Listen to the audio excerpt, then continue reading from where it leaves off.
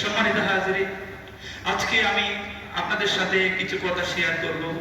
সেই বিষয়টা হচ্ছে 7 শ্রেণীর বান্দাকে আল্লাহ অপছন্দ করেন।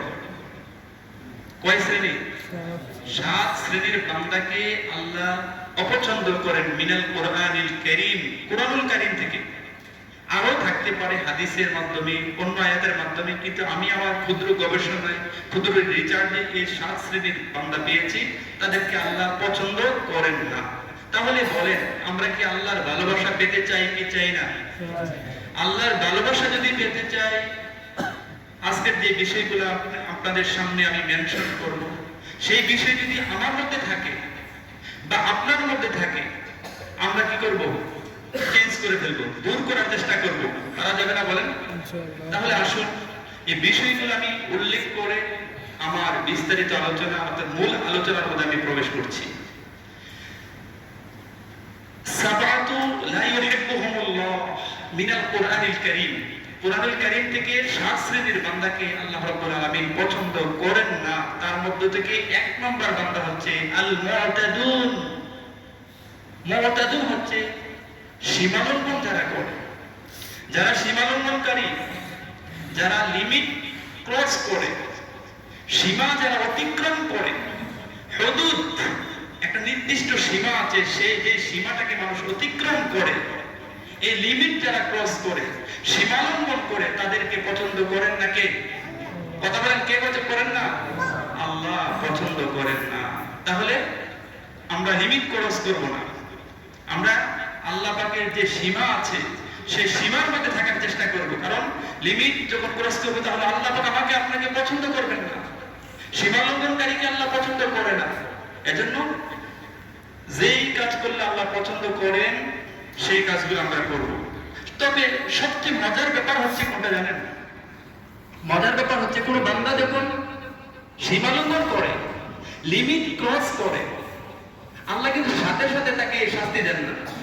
যদি কোনো বান্দা অপরাধ করে, অন্যায় কাজ করে, সীমা লঙ্ঘন করে, সীমা লঙ্ঘন করার কারণে আল্লাহ রাব্বুল আলামিন সঙ্গে সঙ্গে তাকে পানিশমেন্ট দেন না, সুযোগ দেন, সংশোধন হওয়ার সুযোগ দেন, পরিবর্তন হওয়ার সুযোগ দেন, যেন সঠিক রাস্তার দিকে আসেন, সেই সুযোগ দেন।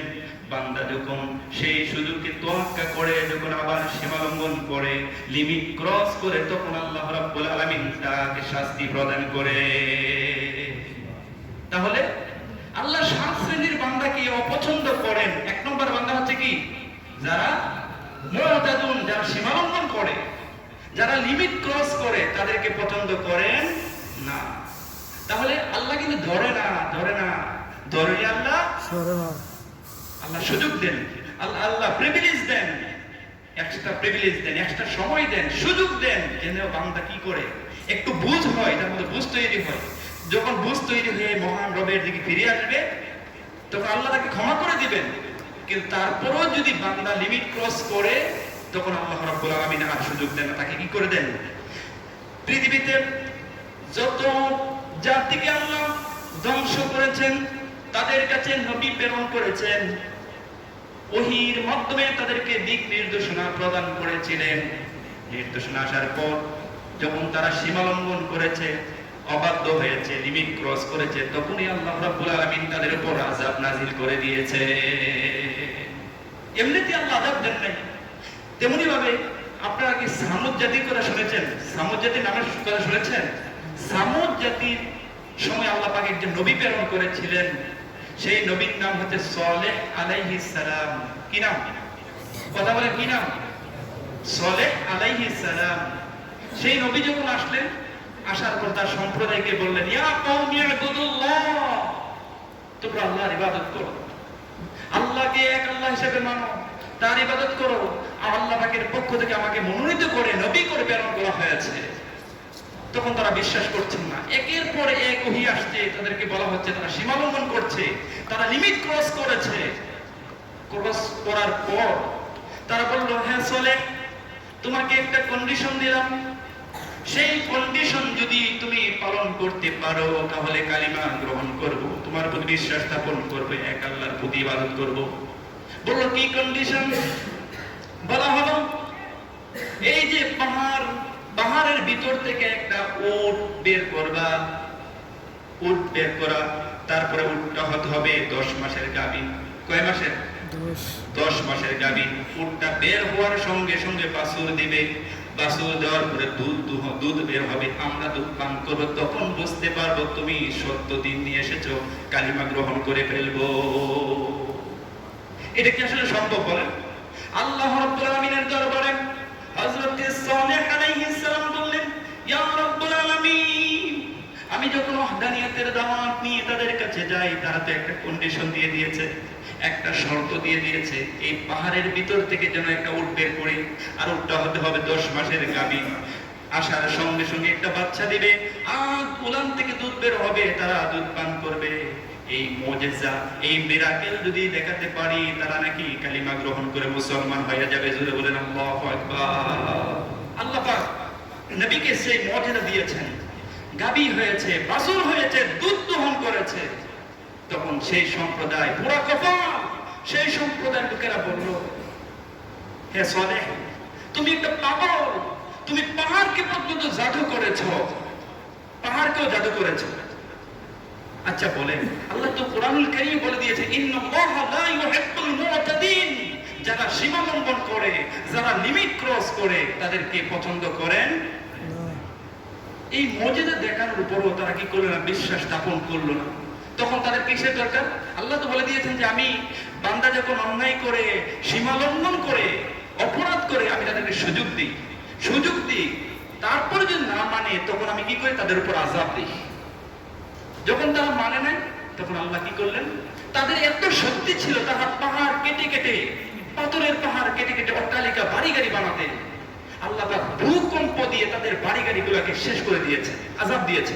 শুধু এই আযাবের মধ্যে সীমাবদ্ধ রাখেননি, এমন ভয়ঙ্কর প্রকট আওয়াজ, বজ্র নিনাদ তাদেরকে দেওয়া হয়েছে, গর্জন দেওয়া হয়েছে, তাদের কানের পর্দা পর্যন্ত ফাটানো হয়েছে, কারণ তারা লিমিট ক্রস করেছিল। ইন্নাল্লাহা লা ইউহিব্বুল মুতাদিন, আল্লাহ তো বলে দিয়েছেন আমি সীমা লঙ্ঘনকারীদেরকে পছন্দ করি না।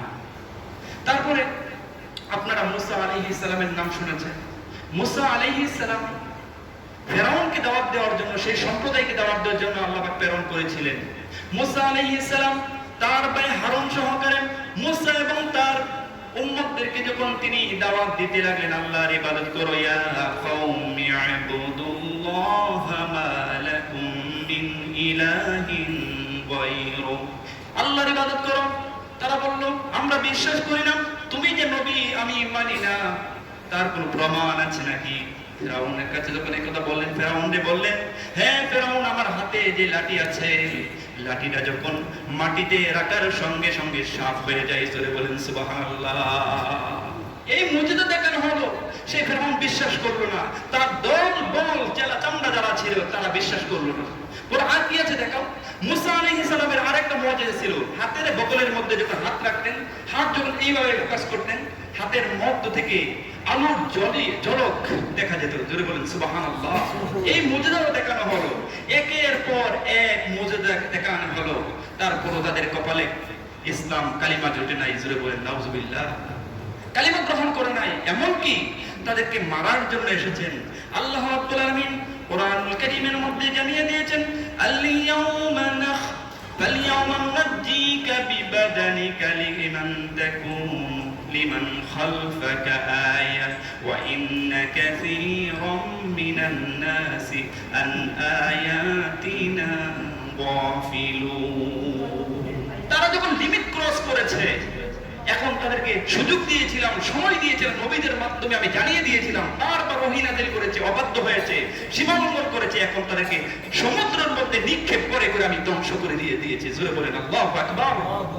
আল্লাহ কিন্তু এমনি কোনো জাতিকে ধ্বংস করেন না।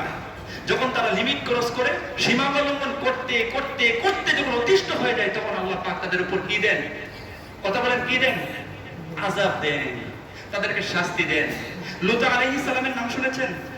লূত আলাইহিস সালাম আল্লাহ পাক যখন জমিনে প্রেরণ করেছিলেন, প্রেরণ করার পর তিনি তাদেরকে দাওয়াত দিচ্ছেন। ওই সময়ের লোকেরা কি করছে? ডাকাতি করত, অন্যায় কাজে লিপ্ত হতো, পুরুষে পুরুষে সমকামিতাকে প্রমোট করত।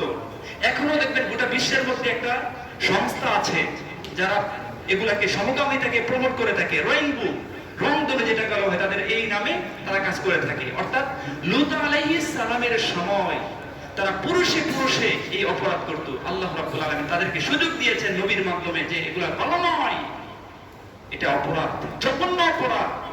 তারা যখন সীমা লঙ্ঘন করেছে, কারণ আল্লাহ তো বলে দিয়েছে ইন্নাল্লাহা লা ইউহিব্বুল মু'তাদিন, যারা সীমা লঙ্ঘন করে তাদেরকে আমি আল্লাহ পছন্দ করি না।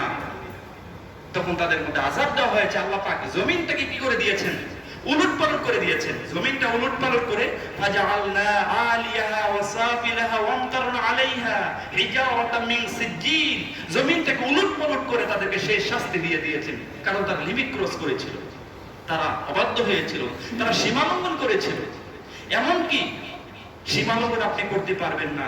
বিশ্বনবী সাল্লাল্লাহু আলাইহি সাল্লামের ব্যাপারে যদি দেখেন, বিশ্বনবী যুদ্ধের ময়দানে সেনাপতি পাঠাতেন, সেনাপতিকে বলে দিতেন যুদ্ধের ময়দানে যাবে, শিশু হত্যা করা যাবে না, নারীদেরকে হত্যা করা যাবে না, পশু আদি ধ্বংস করা যাবে না, ধর্মীয় যাজকদেরকে হত্যা করা যাবে না। আল্লাহু আকবার বললেন না? দেখছেন? কারণ আল্লাহ হাবিব বলেছেন আল্লাহ তো পছন্দ করেন না, ইন্নাল্লাহা লা ইউহিব্বুল মু'তাদিন, সীমা লঙ্ঘন করা পছন্দ করেন না। যুদ্ধ করো আর যাই করো, সীমা লঙ্ঘন করা যাবে না। তাহলে এক নম্বর বৈশিষ্ট্য পেলাম কি?